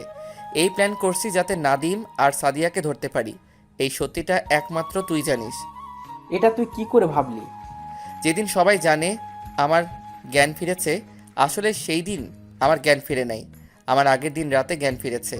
আমি ডাক্তারের সাথে প্ল্যান করি। ডাক্তার যেন আমার বাবা মার কাছে বলে আমার স্মৃতিশক্তি হারিয়ে গেছে। এটা তুই কিভাবে করলি? আমি জানি নাদিম আর সাদিয়া যদি জানতে পারে আমি এখনো বেঁচে আছি, তাহলে আমাকে মারার জন্য আবার আসবে। কিন্তু আমি তাদের সাথে অভিনয় করে যাব, তাদের নিজের আয়ত্তে এনে কঠিন শাস্তি দিব। তুই তাদের সাথে মিলবে কিভাবে? ওরা তো তোকে দেখলে মারার জন্য আসবে। মিলার একমাত্র উপায় হলো সাদিয়া। তাকে কিডন্যাপ করলে মিলা সম্ভব। কিন্তু তাকে কিভাবে কিডন্যাপ করবি? একটা প্ল্যান বের করতে হবে যাতে সাদিয়াকে কিডন্যাপ করতে পারি। তোর পোলাপাইন এখন কেমন আছে? আর তোর কত পোলাপাইন আছে বর্তমানে? আমার তো এখনও অনেক পোলাপাইন আছে। ঠিক আছে, আমি তোর সাথে রাতে কথা বলবো। আমি এখন মার্কেট থেকে মোবাইল কিনে বাসায় যাব। বেশি দেরি হলে আব্বু আম্মু চিন্তা করবে। ঠিক আছে, যা। আমি আর কোনো কথা না বলে মার্কেটে চলে গেলাম। মার্কেট থেকে মোবাইলটা কিনে বাসায় চলে আসলাম। কলিং বেল চাপ দেওয়ার পর আম্মু এসে দরজা খুলে দিল। আমাকে বলছে এতক্ষণ কোথায় ছিলাম। আমি বলছি পার্কে কিছুক্ষণ ঘুরছিলাম। আরও কিছুক্ষণ কথা বলে রুমে চলে আসলাম। রুমে এসে নতুন সিম কার্ড মোবাইলে ঢুকালাম। মোবাইল চালু করে সব কিছু ঠিক করে রেখে দিলাম। তারপর ওয়াশরুমে ঢুকে ফ্রেশ হয়ে দুপুরের খাবার খেয়ে রুমে চলে আসলাম। দেখতে দেখতে আরও কিছুদিন চলে গেল। আমরা একটা প্ল্যান করে রাখছি কিভাবে সাদিয়াকে কিডন্যাপ করা যায়, কিন্তু সাদিয়া আর নাদিমকে কোথাও খুঁজে পাচ্ছি না। এমপির বাড়ির চারপাশে লোক লাগিয়ে রাখছি, আর নাদিমের বাড়ির চারপাশে যদি তাদের দেখে তাহলে যেন আমাকে খবর দেয়। নিজের রেস্টুরেন্টে যাই না, আমাকে রেস্টুরেন্টে যদি নাদিমের লোক দেখে তাহলে সমস্যা হতে পারে। কিন্তু ম্যানেজারের সাথে আমি ফোনে কথা বলি। নিজের রেস্টুরেন্টে যাই না, আমাকে রেস্টুরেন্টে যদি নাদিমের লোক দেখে তাহলে সমস্যা হতে পারে, কিন্তু ম্যানেজারের সাথে আমি ফোনে কথা বলি। রাতে সবাই মিলে খাবার খেলাম। আব্বু অল্প খাবার খেয়ে রুমে চলে গেল। আমিও খাবার খেয়ে রুমে চলে আসলাম।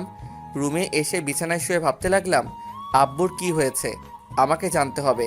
কিছুক্ষণ পর পানির পিপাসা পেয়েছে, তাই রুম থেকে বেরিয়ে আব্বু আম্মু রুমের সামনে যেতেই আব্বু আম্মু কি বিষয় নিয়ে কথা বলছে, তাই আমি দরজার পাশে দাঁড়িয়ে শুনতে লাগলাম। আমি এখন কি করব রাসেলের আম্মু? মোশাররফ আমাকে বলেছে যদি তাকে এবার এমপি বানিয়ে না দিই তাহলে সে আমার অনেক বড় ক্ষতি করবে। আমি জানি মোশাররফ ভালো না, সে অবৈধ কাজ করে।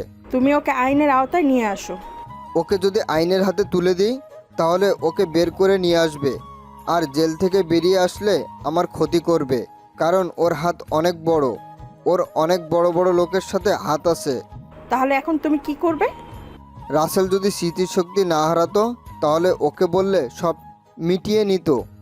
আমি জানি রাসেল পারে না এমন কোনো কাজ নেই। সব থেকে বড় কথা হলো রাসেলের অতীত কিছুই মনে নেই। যদি ওকে ভুলিয়ে ভালিয়ে নিয়ে মেরে ফেলে তাহলে আমরা কাকে নিয়ে বাঁচবো?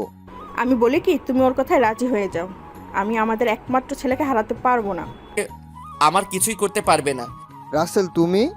রুমে ঢুকে বললাম আমি এতক্ষণ দরজার পাশে দাঁড়িয়ে তোমাদের সব কথা শুনলাম। তুমি কোনো চিন্তা করো না, আমি সব কিছু দেখে নিব। তোমার বন্ধুকে যদি এমপি বানিয়ে দাও তাহলে সে দেশের অবস্থা খারাপ করে ফেলবে। আর একটা সত্যি কথা তোমরা জানো না। কি কথা? আমার স্মৃতিশক্তি হারাই নাই, আমি তোমাদের কাছে মিথ্যা বলেছি। আমি ডাক্তারকে বলে এই অভিনয় করছি। কেন করছিস? আমাকে যে মেরে হাসপাতালে পাঠিয়েছে তাকে ধরার জন্য। কে তোকে মেরেছে? সেটা তোমাদের না জানলেও চলবে। একটা কথা মনে রেখো, তোমার ছেলেকে কেউ কিছু করতে পারবে না। বলে নিজের রুমে চলে আসলাম। তারপর এনামুলকে ফোন দিলাম। তার সাথে কিছুক্ষণ কথা বলে ঘুমিয়ে গেলাম। এনামুলের সাথে কি কথা বলেছি তা পরে জানতে পারবেন। সকালে ঘুম থেকে উঠে ফ্রেশ হয়ে রেডি হয়ে নিচে চলে আসলাম। এসে দেখি আব্বু আম্মু আমার জন্য বসে আছে। আমি একটা চেয়ার টেনে বসলাম। আব্বু, তোমার সাথে কিছু কথা আছে। কি কথা বল? আমাদের সব কোম্পানি আমি এখন থেকে দেখব। তুমি দেখবে কেন? ওগুলো তো ম্যানেজারে দেখে রাখছে। আমি জানি তোমার বন্ধু আমাদের কোম্পানির মধ্যে হাত বাড়াবে। সে চাইবে আমাদের কোম্পানি নিজের আয়ত্তে রাখতে। তুই যেটা ভালো মনে করিস কর, আমি তো দেশের কাজ করেই সময় পাই না। ঠিক আছে আব্বু। তারপর নাস্তা করে বাইরে এসে গাড়ি নিয়ে প্রথমে রাইসা যে অফিস চালাতো আগে সেই অফিসে গেলাম। অফিসের ভিতরে ঢোকার সাথে সাথে সবাই দাঁড়িয়ে সালাম দিল। সবাইকে বসতে বলে নিজের কেবিনে চলে গেলাম। চেয়ারে বসে নাদিয়া দিশাকে আমার কেবিনে আসতে বললাম। কিছুক্ষণ পর ওরা দুজনে আমার কেবিনে অনুমতি নিয়ে ঢুকলো। বসো। কেমন আছেন স্যার? প্রথমে আমাকে স্যার বলা যাবে না, আমাকে তুমি করে এবং নাম ধরে ডাকবে। ঠিক আছে। তা অফিস কেমন চলছে? ভালো চলছে। আমরা দুজনেই সব কিছু দেখে রাখছি। গুড। আমাদের একটা পোস্ট খালি আছে, ওখানে একজন মেয়ে লাগে, তাই 4-5 জন মেয়ে আসছে ইন্টারভিউ দেওয়ার জন্য। এখন কি পাঠিয়ে দিব তোমার রুমে? ঠিক আছে, একজন করে পাঠিয়ে দাও। আমি বেশি সময় দিতে পারবো না, সবগুলো কোম্পানিতে যেতে হবে। ঠিক আছে, আমরা পাঠিয়ে দিচ্ছি। নাদিয়া আর তিশা কেবিন থেকে বেরিয়ে একজন করে পাঠিয়ে দিতে লাগলো। 4 জনের ইন্টারভিউ নেওয়া শেষ, এখন একজন বাকি। আমি মাথা নিচু করে ফাইলের কাজ করতে আসি। May I come in sir? আসুন, আপনার সার্টিফিকেটগুলো দেন। যেই না মেয়েটার থেকে সার্টিফিকেটগুলো নিব তার দিকে তাকিয়ে আমি তো অবাক হয়ে গেলাম।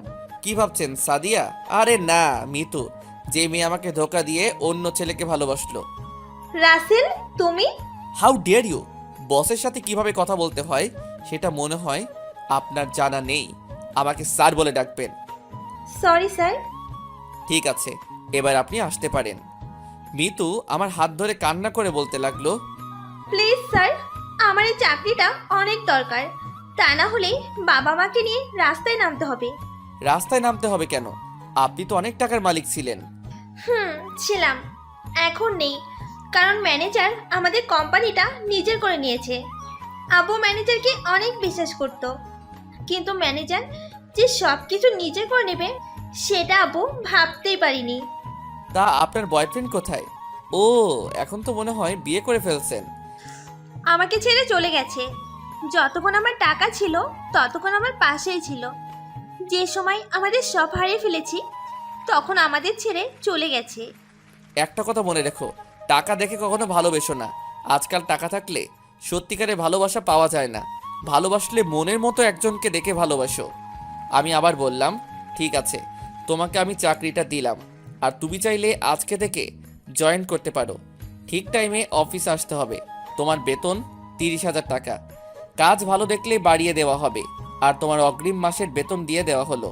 মিতু চেয়ার থেকে উঠে আমাকে জড়িয়ে ধরলো আর বলতে লাগলো, আপনি আমায় অনেক বড় উপকার করলেন। আপনার মনে আমি অনেক কষ্ট দিছি, তারপরও আপনি আমাকে চাকরি দিলেন।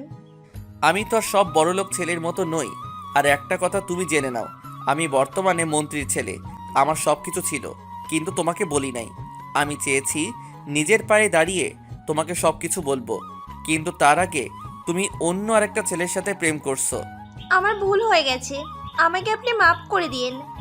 আমি তোমাকে মাফ করে দিছি তোমার বাবা মার দিকে তাকিয়ে। ঠিক আছে, এখন কি কাজ করবে, নাকি বাসায় চলে যাবে? বাসায় যেতে হবে, আব্বুর জন্য ঔষধ নিয়ে যেতে হবে। কি হয়েছে তোমার আব্বুর? আব্বু অনেক অসুস্থ, ডাক্তার বলেছে দেশের বাইরে নিয়ে গেলে ভালো হয়ে যাবে, কিন্তু আমাদের দ্বারা সম্ভব না দেশের বাইরে নিয়ে চিকিৎসা করানো। আব্বুর মাথায় টিউমার ধরা পড়েছে। কত টাকা লাগবে তোমার বাবার চিকিৎসা করতে? ডাক্তার বলেছে 30 লাখ টাকা লাগবে। ঠিক আছে, আমি পরে তোমার সাথে কথা বলবো। আমাদের আরও কোম্পানি আছে, ওগুলো দেখে আসতে হবে। আমি এখন আসি। বলে অফিস থেকে বাহিরে এসে গাড়ি নিয়ে সবগুলো কোম্পানি ঘুরে বাসায় যেতে লাগলাম। হঠাৎ একটা জায়গায় চোখ পড়ল। সাদিয়ার মতো একটা মেয়ে আরও কিছু মেয়ের সাথে শপিং মলে ঢুকতেছে। আমি গাড়িটা শপিং মলের সামনে পার্কিং করে ভিতরে ঢুকালাম। পুরো শপিং মল খুঁজলাম, কিন্তু তাদেরকে দেখতে পেলাম না। আর তারপর শপিং মল থেকে বেরিয়ে এসে গাড়ির ভিতরে ঢোকার সাথে সাথে একটা গাড়ির ভিতরে ঢুকে আমার মাথার পিছন দিয়ে গুলি ধরলো। কোনো কথা বলবি না, সোজা গাড়ি চালা। কে আপনি, আর আমার মাথায় গুলি ধরছেন কেন? সেটা কিছুক্ষণ পর জানতে পারবি। এখন আমি যেদিকে যেতে বলবো তুমি সেই দিকে যাবে। আমি আর কোনো কথা না বলে তার কথা মতো গাড়ি চালাতে লাগলাম। আমি এক হাতে মোবাইল নিতে গেলে মেয়েটা বলল, মোবাইল হাতে নেওয়া যাবে না, তা না হলে গুলি করে দেব। মোবাইল হাতে না নিয়ে গাড়ি চালাতে লাগলাম। কিছুক্ষণ পর একটা পুরনো বাড়ির সামনে চলে আসলাম। তারপর আমাকে গাড়ি থেকে নামতে বলল। হঠাৎ মেয়েটা আমাকে জড়িয়ে ধরে কান্না করে দিল। আমি তাকে ঘুরিয়ে তার চেহারা দেখে পুরো অবাক হয়ে গেলাম। জীবন তোমার সুন্দর হবে আমায় ভালোবাসলে, অনেক সুখে থাকবে তুমি আমার কাছে থাকলে, রাখবো তোমায় বুকের ভেতর অনেক যত্ন করে, আমার মতো কেউ পাবে না ভালোবাসতে তোরে, তোমার ঠোঁটের হাসি আমি হারাতে দিব না, তুমি শুধু আমার কথাই একবার বলো হ্যাঁ। ভালোবাসা পরিমাপের একক হলো বিশ্বাস। একে অপরের প্রতি যত বেশি বিশ্বাস থাকবে তাদের ভালোবাসার পাল্লা তত ভারী হবে। হঠাৎ মেয়েটা আমাকে জড়িয়ে ধরে কান্না করে দিল। আমি তাকে ঘুরিয়ে তার চেহারা দেখে পুরো অবাক হয়ে গেলাম। ঠিকই ধরেছেন, সাদিয়া। আমি সাদিয়াকে ছেড়ে বললাম, আপনি কে, আর আমাকে জড়িয়ে ধরেছেন কেন? রাসেল, আমি তোমার সাথে ইচ্ছে করে এরকম করি নাই। প্লিজ তুমি আমাকে ক্ষমা করে দাও। আপনি আমার নাম জানলেন কিভাবে, আর আপনি কি করেছেন? তুমি সত্যি আমাকে চিনতে পারছো না? আমি তোমার সাদিয়া, আর তোমার ভালোবাসা। আমি তো আপনাকে চিনি না। আমি অ্যানামলের সাথে কথা বলেছি, সে আমাকে বলছে তুমি নাকি স্মৃতিশক্তি হারিয়ে ফেলেছো। তারপরেও আমি তোমাকে সত্যি কথা বলবো। কি সত্যি কথা? নাদিমকে আমি আগে থেকেই দেখতে পারতাম না, কারণ নাদিম ছেলেটা ভালো না। শুধুমাত্র মামাতো ভাই বলে তার সাথে কথা বলছি। তো সত্যিটা কি সেটা খুলে বলুন। তোমাকে প্রথম যেদিন তোমার জন্মদিনে দেখি সেদিন তোমাকে আমার ভালো লাগে, তাই নিজেই তোমার সাথে কথা বলছি। আস্তে আস্তে তোমাকে ভালোবেসে ফেলেছি। তুমি আমাকে প্রপোজ করলে, আমি অনেক খুশি হয়েছি। আমাদের রিলেশনের পর নাদিম বাংলাদেশে আসে। সে জেনে গেছে তোমার সাথে আমার রিলেশন আছে। তখন সে আমার ওয়াশরুমে ক্যামেরা ফিটিং করে, আমার গোসলের ভিডিও করে। তারপর আমাকে ভিডিও দেখিয়ে বলে আমি যদি তোমাকে তার হাতে তুলে না দিই তাহলে আমার গোসল করা ভিডিও নেটে ছেড়ে দেবে। তুমি তো জানো আমার বাবা একজন এমপি। যদি তার মেয়ের এমন কিছু নেটে দেখে মানুষ, তাহলে আব্বু পরিবেশে মুখ দেখাতে পারবে না। তাই নিজের ইজ্জত আর বাবার সম্মানের কথা চিন্তা করে নাদিমের কথায় রাজি হয়ে গেলাম। ওই দিন তোমাকে আমি গুলি করি নাই, গুলি করেছে নাদিম। তোমাকে মেরে বাসায় গিয়ে অনেক কান্না করছি। নিজের চোখের সামনে তোমার মরণ দেখে আমি অনেক কষ্ট পেয়েছি। কিছুদিন পর নাদিম জানতে পারলো তুমি বেঁচে গেছো। তাই নাদিম এতদিন একটা পুরোনো বাড়ির ভেতরে আমাকে আটকে রেখেছে। নাদিম বাইরে বের হতো না। আজকে সকালে নাদিম আমার রুমে ঢুকে ওয়াশরুমে ঢোকে ফ্রেশ হতে। ওয়াশরুমে ঢোকার আগে তার মোবাইল এবং রুমের চাবি আমার বিছানায় রেখে গেছে। আমি চাবিগুলো হাতে নিয়ে দেখি 2টা চাবি। তারপর একটা খুলে নিজের কাছে রেখে দিলাম। নাদিম ওয়াশরুম থেকে বেরিয়ে চাবি আর মোবাইল নিয়ে বাসা থেকে বেরিয়ে গেছে। তারপর আমি নিজের কাছে চাবিটা দিয়ে রুমের দরজা খুলে বাইরে এসে দেখি আশেপাশে কেউ নেই। আপনারা হয়তো বলবেন 2টা চাবি থেকে একটা রেখে দিলাম, নাদিম দেখলো না। আসলে একই তালায় 2টা চাবি ছিল, আরও অনেক চাবি ছিল সাথে, তাই নাদিম বলতে পারলো না। বাসা থেকে বেরিয়ে এসে নিজের বাড়িতে যেতেছিলাম। আমি নিজের মুখটা ঢেকে যাচ্ছিলাম। হঠাৎ রাস্তার পাশে দেখি এনামুল দাঁড়িয়ে আছে। তার কাছে গিয়ে তোমার কথা জিজ্ঞাসা করলাম এবং আমার সাথে কি হয়েছে সব খুলে বলছি। তারপর সে বলল তুমি নাকি আজকে অফিসে গেছো, তাই তোমার অফিসের সামনে যেতে লাগলাম। হঠাৎ দেখি তুমি গাড়ির ভেতর থেকে আমার দিকে তাকিয়ে আছো। তাই আমি কিছু মেয়ের ভেতরে ঢুকে শপিং মলের ভেতরে ঢুকে গেলাম। যখন দেখলাম তুমি গাড়ি দাঁড় করিয়ে ভেতরে আসতে লাগলে, তখন আমি শপিং মলের ভেতরে একটা দোকানে লুকিয়ে থাকলাম। যখন তুমি সামনে চলে গেলে, তখন আমি শপিং মল থেকে বেরিয়ে একটা খেলনা পিস্তল নিয়ে তোমার গাড়ির পাশে লুকিয়েছিলাম। তারপর কি হলো তুমি তো জানো। নাদিম এখন কোথায় আছে সেটা তুমি জানো? আমি জানতে পারলাম নাদিম অবৈধ ব্যবসা করে এবং আমেরিকা তার এক বন্ধু আছে। তার নাম জানো কি? ও মনে পড়ছে, ওর নাম আকাশ। আকাশের বাবা বাংলাদেশে থেকে সব কিছু করে, আর তারা দুইজনে আমেরিকা পাচার করে। বুঝতে পারছি। তোমাকে একটা কথা বলি, আমার কিছুই হয় নাই। আমি মনে করছি তোমার সাথে অভিনয় করে নাদিমকে ধরবো। কি তুমি সত্যি বলছো? সত্যি বলছি। আর নাদিম যখন মোবাইলটা তোমার পাশে রেখে ওয়াশরুমে গেছে, তখন তুমি তার মোবাইল থেকে ভিডিওটা ডিলিট করে দিলে না কেন? তার মোবাইল লক ছিল। নাদিমকে এখন কোথায় পাওয়া যাবে সেটা তুমি বলতে পারবে? সেটা বলতে পারবো না, তবে নাদিম তার লোকের সাথে কথা বলতে শুনছি। এই জায়গাটার কথা বেশি বলে। ও, এখন তুমি কোথায় যাবে? আমি তো এখন বাসায় যেতে পারবো না, যদি নাদিমের লোক আমাকে দেখে ফেলে। সমস্যা নেই, তুমি এখন থেকে আমাদের বাড়িতে থাকবে। আর নাদিমকে কিভাবে ধরা যায় সেটার প্ল্যান করতে হবে। ওকে আমি ছাড়বো না। তারপর সাদিয়াকে নিয়ে বাসায় চলে আসলাম। বাসায় এসে কলিং বেল চাপ দিলাম। আম্মু এসে দরজা খুলে দিল। আমার সাথে সাদিয়াকে দেখে বলল, মেয়েটা কে রাসেল? আম্মু, ওর নাম সাদিয়া, আর আমি ওকে ভালোবাসি। খুব সুন্দর মেয়েটা, আমার অনেক পছন্দ হয়েছে। তোমার বাসা কোথায়? জি আন্টি, আমার বাসা এখানে। আমি বর্তমান এমপির মেয়ে। কি, তুমি এমপির মেয়ে? আসো ভিতরে আসো। ভিতরে ঢুকে আম্মুকে সব খুলে বললাম। তুমি কোনো চিন্তা করো না মা, রাসেল সব ঠিক করে ফেলবে। তোমার যতদিন মন চায় থাকবে। ঠিক আছে আন্টি। আন্টি কাকে বলছো? এখন থেকে আম্মু বলে ডাকবে। রাসেল সাদিয়াকে তোর পাশের রুমে নিয়ে যা। ওকে আম্মু। তারপর সাদিয়াকে নিয়ে আমার পাশের রুমে নিয়ে গেলাম। আজ থেকে তুমি এই রুমে থাকবে। রাসেল, আমার মনে হয় তুমি এখনো আমাকে ক্ষমা করো নাই। তোমার উপর রাগ হচ্ছে। তুমি আমাকে সব খুলে বললে না কেন? আমি ভয়ে কিছু বলতে পারি নাই। ঠিক আছে, আমি তোমাকে ক্ষমা করে দিচ্ছি। এখন ফ্রেশ হয়ে আসো। ঠিক আছে। আমি আমার রুমে চলে আসলাম। রুমে এসে এনামুলকে ফোন দিলাম। তার সাথে কিছু কথা বলে ওয়াশরুমে ঢুকে ফ্রেশ হয়ে সাদিয়ার রুমে গেলাম। রুমে ঢুকে সাদিয়ার দিকে তাকিয়ে দেখি গোসল করে তোয়ালে পেঁচিয়ে আছে শরীরে। সাদিয়াকে এভাবে দেখে চোখ ফিরাতে পারছি না। সাদা ধবধবে দেহটা। আমাকে এভাবে তাকিয়ে থাকতে দেখে সাদিয়া বলল, এভাবে তাকিয়ে কি দেখো? তোমাকে দেখি, ইচ্ছে করছে তোমাকে জড়িয়ে ধরে কিস করি। তোমাকে কেউ ধরে রাখছে? তুমি চাইলে করতে পারো। বিয়ের আগে আমি কিছু করতে চাই না। আর তুমি এভাবে দাঁড়িয়ে আছো কেন? শরীরটা কেমন খারাপ লাগছে, তাই গোসল করে ফেললাম। কিন্তু এখানে তো আমার জামা কাপড় নেই, কাউকে ডাকতে পারছি না। তুমি যে রুমে আছো এটা রাইসার রুম। আলমারিতে রাইসার জামা আছে, ওখান থেকে একটা জামা গায়ে দাও। ঠিক আছে। ওকে, তুমি জামা গায়ে দিয়ে নিচে আসো, আব্বু বাসায় আসছে। হুম। আমি আর কোনো কথা না বলে নিচে চলে আসলাম। নিচে এসে দেখি আব্বু আম্মু খাবার টেবিলে বসে আছে।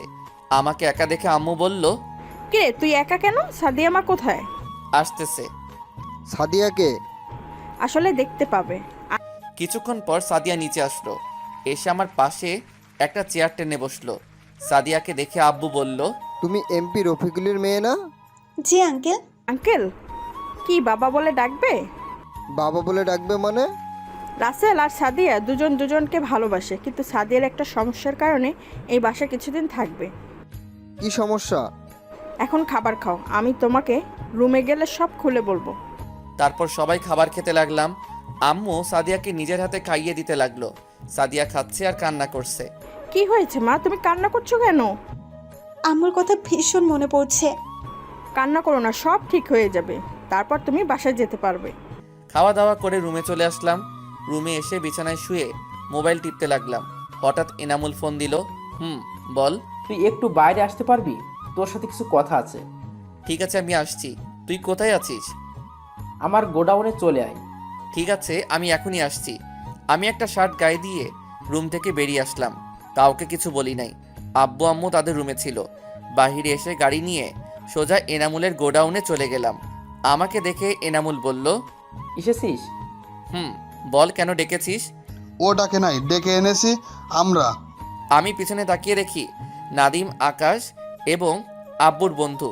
তখন আমি এনামুলের দিকে তাকালাম। রাসেল, বিশ্বাস কর, আমি তোকে ডাকতে চাইনি। ওরা আমার বোনকে আটকে রেখেছে। ওরা বলছে তোকে যদি এখানে না নিয়ে আসি তাহলে আমার বোনকে নষ্ট করে মেরে ফেলবে। তাই বাধ্য হয়ে তোকে আসতে বললাম। রাখ তোর পেঁচাল। মনে করছিস তোর বোনকে বিয়ে করে তোদের সব সম্পত্তি আমাদের করে নিব, কিন্তু তুই তা হতে দিলি না। তাই আজকে তোর বোনের জামাই মানে তোর বন্ধুকে মেরে তোর বোনকে বিয়ে করব, আর তুই তাকিয়ে তাকিয়ে দেখবি। তোরা ওদের কিছুই করতে পারবি না। আমি তোদের কাউকে ছাড়বো না। বাবা আকাশ, ওর দেখি সহ্য হচ্ছে না, বৌমাকে নিয়ে আয়। ঠিক বলেছ আব্বু। ওই তোরা আমার জান পাখিকে নিয়ে আয়। কিছুক্ষণ পর দেখি কিছু লোক রাইসা আর রাফিকে নিয়ে আসলো। রাফির হাত বেঁধে রাখছে। রাইসা আমাকে দেখে বলল, ভাইয়া এই শয়তানদের হাত থেকে আমাদের বাঁচাও। তোর ভাই কিছুই করতে পারবে না, সে শুধু তাকিয়ে তাকিয়ে দেখবে। কুত্তার বাচ্চা, আমি তোদের কাউকে ছাড়বো না বলে যেই না তাদের কাছে যাব, তাদের লোক আমাকে ধরে ফেললো। আকাশ, আগে ওর জামাইটাকে মেরে ফেল, তারপর বিয়ের পর ওর ভাইকে মেরে ফেলবো। আকাশ যেই না রাফিকে গুলি করবে, সেই সময় চারপাশ থেকে গোলাগুলি শুরু হয়ে গেল। তাদের লোক আমাকে ছেড়ে দিয়ে গোলাগুলি করতে লাগলো। আমি দৌড়ে গিয়ে রাফির হাত খুলে দিয়ে তাদের একটু আড়ালে নিয়ে গেলাম। আপনারা হয়তো ভাবছেন এরা কারা? এরা সবাই হলো আব্বুর লোক। আমি বাসা থেকে বেরিয়ে আসার সময় তাদেরকে বলে আসলাম আমি যাওয়ার 30 মিনিট পর আমার মোবাইলের লোকেশন দেখে যাওয়ার জন্য, কারণ আমি জানি এনামুল আমাকে রাতে ডাকে না। তার যত জরুরি কথা হোক না কেন, সে আমাকে রাতে না ডেকে ফোনে বলে দেয়। আমি বুঝতে পারছি এখানে কোনো কিছু হয়েছে, তাই আমাকে যেতে বলেছে। তাই আমি সব বডিগার্ডকে বলে এসেছি তারা যেন আমার মোবাইলে লোকেশন দেখে যায়। আমি যাওয়ার সময় মোবাইলে লোকেশন চালু করে রেখেছি। তো যাই হোক, হঠাৎ একটা গুলি এসে আমার বুকে লাগলো। আমি মাটিতে শুয়ে পড়লাম, চোখ ঝাপসা হয়ে আসছে। তারপর আর কিছুই মনে নেই। এদিকে আমার বুকে গুলি লাগতে দেখে রাইসা আমাকে জড়িয়ে ধরে কান্না করে দিল। এনামুল রাফিকে বলল আমাকে হাসপাতালে নিয়ে যেতে। তারা এদিকটা দেখছে। রাফি আমাকে কাঁধে করে নিয়ে বাহিরে এসে গাড়ি নিয়ে হাসপাতালে নিয়ে আসলো। রাফি আমাকে কাঁধে নেওয়ার পর বডিগার্ড তাদের সেভ করে বাহিরে নিয়ে আসলো। হাসপাতালে নিয়ে আসার পর ডাক্তার আমাকে অপারেশন রুমে নিয়ে গেল। রাইসা বাড়িতে ফোন দিয়ে বলল হাসপাতালে আসার জন্য। আমার বুকে গুলি লেগেছে। আব্বু আম্মু আর সাদিয়া এটা শুনে তারা 1 মিনিট দেরি না করে হাসপাতালে চলে আসলো। আব্বু আম্মু সাদিয়া রাইসা সবাই কান্না করতে লাগলো। ডাক্তার আমাকে দেখে বাহিরে গেল। ডাক্তার বাহিরে গিয়ে সাদিয়াকে বলল, আপনি এখানে? ডাক্তার, আমার রাসেলের কি হয়েছে? আপনার রাসেল মানে? ও আমার ভালোবাসা। আপনি জানেন এই রাসেল একদিন আপনাকে রক্ত দিয়ে বাঁচিয়েছে? তার মানে রাসেল আমাকে রক্ত দিয়ে বাঁচিয়েছে? হুম, এখন ওর জন্য রক্ত লাগবে। জরুরিভাবে 2 ব্যাগ রক্তের ব্যবস্থা করেন। রাসেল এর শরীর থেকে প্রচুর রক্ত বের হয়ে গেছে। রক্ত না দিতে পারলে তাকে বাঁচানো যাবে না। রাসেল যেহেতু আমাকে রক্ত দিয়েছে, তাহলে আমার রক্ত আর রাসেলের রক্তের গ্রুপ এক। আপনি আমার শরীর থেকে রক্ত নিন ডাক্তার, তারপর ওকে বাঁচান। ঠিক আছে, আপনি আমার সাথে আসুন। ডাক্তারের সাথে সাদিয়া ভিতরে এসে আমাকে 2 ব্যাগ রক্ত দিল। তারপর ডাক্তার অপারেশন শুরু করলো। আমার বুক থেকে গুলি বের করলো।